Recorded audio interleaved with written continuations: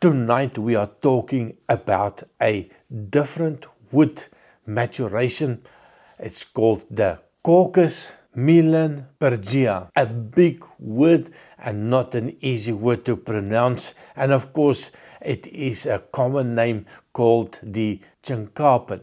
So definitely a name that, well, both of them are quite difficult to pronounce. So I hope I didn't butcher it too much. But that brings me to tonight's whiskey.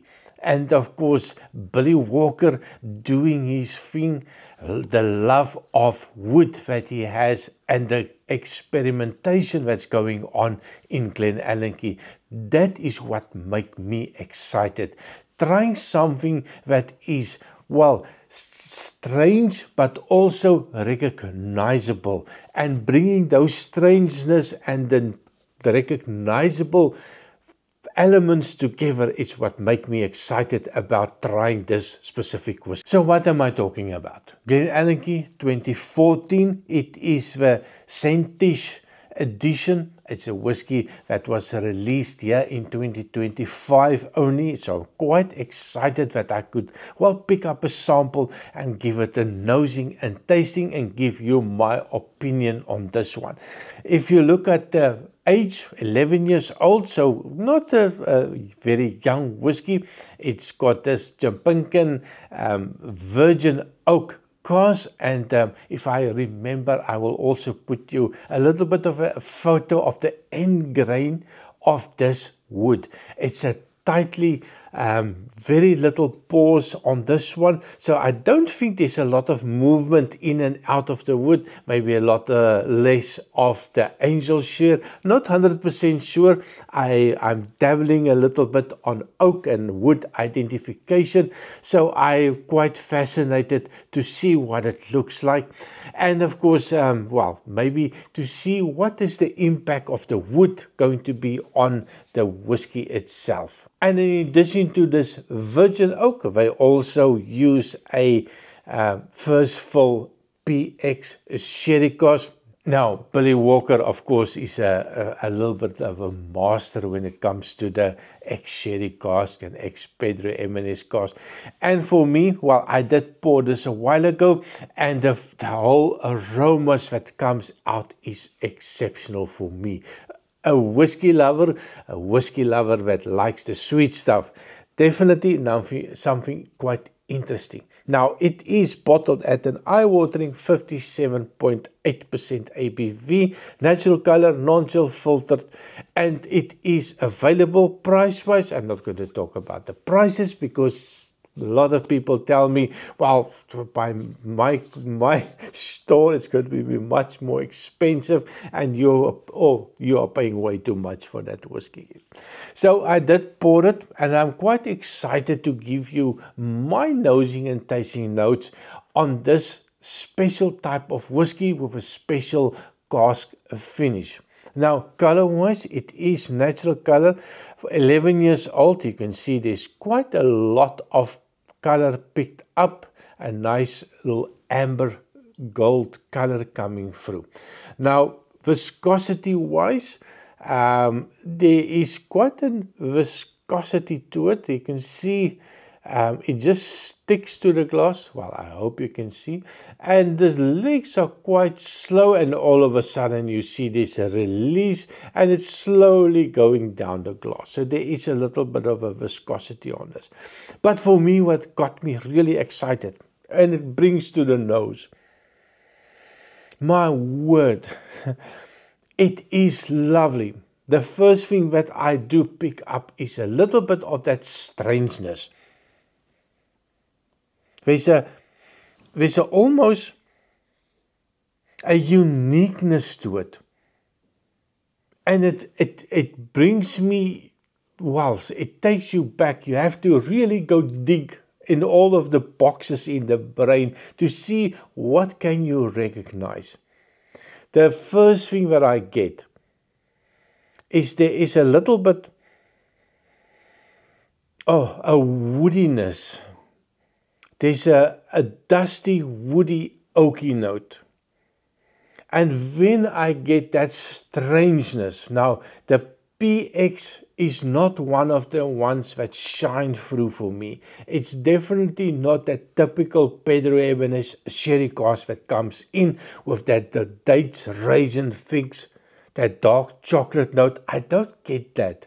What I do get, and it is maybe not everybody is gonna get it, I am not a big tequila fan, but it got this hint of a tequila note for me. And I was a little bit surprised on that agave tequila, but you have that funky little note, but not every time that I go. But that is what I get, just a hint of that tequila, a well-aged tequila note. And then if you spend some time with it, you give it a little bit of a shaky, and you bring up that volatilities. And then you get that sweetness, you get that vanillas coming through. I get a little bit of almost like a banana note, a little bit of a dried banana note. So not in your face, very strange one for me as well. And then it just becomes that little dates, that a little bit of a raisiny note that comes through. Not getting a chocolate, but that all of those different elements in it just brings it slowly together in a nice, balanced, sweet nose. Man, I like this one. Now, I just did a review on the Altmore 21, and I was blown away with it. And maybe I put a link at the end card, so if you're interested in Altmore, 21 years old, a little bit expensive, 200 to almost 300 euro in between, depending on where you buy it. But that is a whiskey, bourbon cask, so the light whiskey, and the friendly whiskey, a sweet whiskey, and the summer in a glass whiskey. Now this for me is quite the opposite. It's more like that, bringing out the winterness, the winter whiskies, getting cold here in Belgium already. So bringing that to the nose, it just makes me happy. Taste-wise, of course, that's all in the taste, and see if we're going to like it or not. So on the taste, cheers.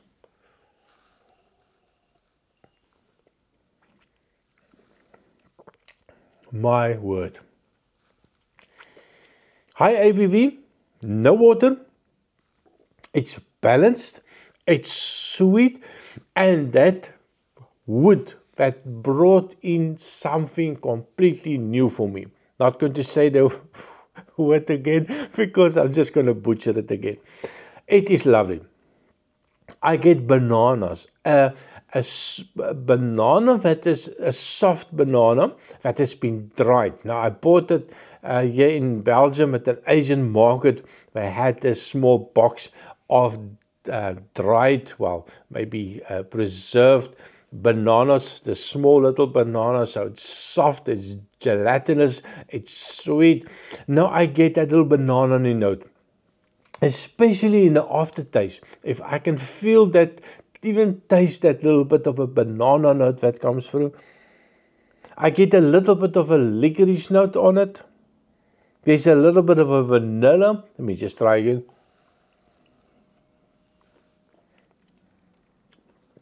Oh my word. It reminds me a little bit of a coconut maybe. And then I get that sherry, the Pedro Ximénez sherry.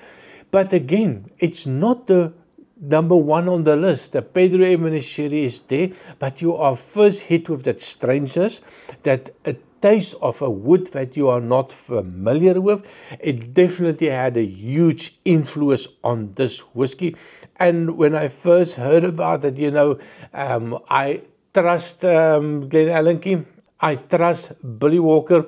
I trust when he experiment with different type of wood. I trust that he will have the palate to make something that is absolutely fantastic, and he's not going to release something that is not nice. So in other words, this one, oh my word, I keep on going to the nose, because it is just that friendly nose.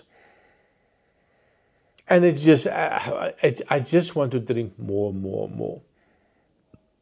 This is definitely something. Now, I did bring a little bit of water.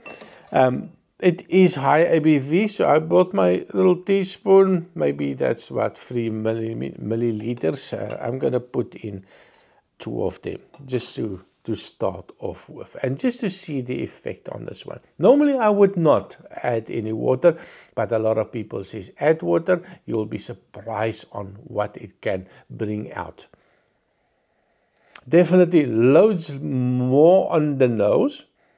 There's definitely a release, more releases of that phenols. Definitely sweeter, more vanilla's coming through. That banana is definitely there. Quite interesting. More on that strange woody note that also comes in for me. Wow, try again.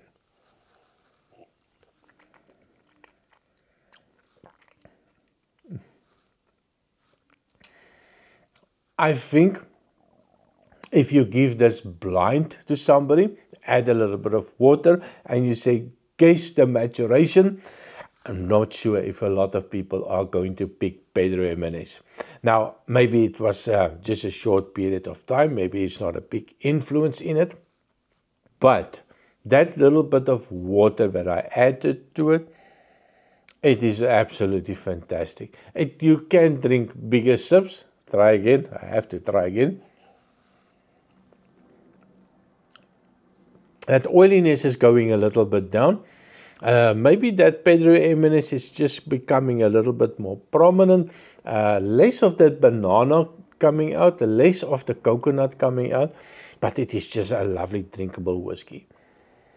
Wow, love this one. Billy Walker, you did a fantastic job, my friend. And I will gladly tell anybody, if you like a sweeter type of whiskey, if you are looking for something that is now completely strange, well, not completely, but there's a strangeness to a whiskey, something that is going to wake up the palate, something that's going to wake up the nose, it's going to get the head thinking, what is this, and why do I like it, or why do I hate it? We don't all like the same stuff. So have you tried it?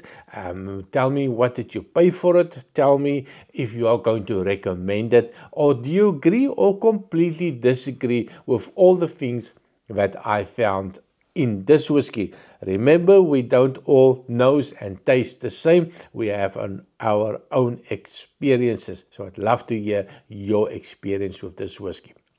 And of course, please remember to like, share, and subscribe. And I see you next time. Cheers.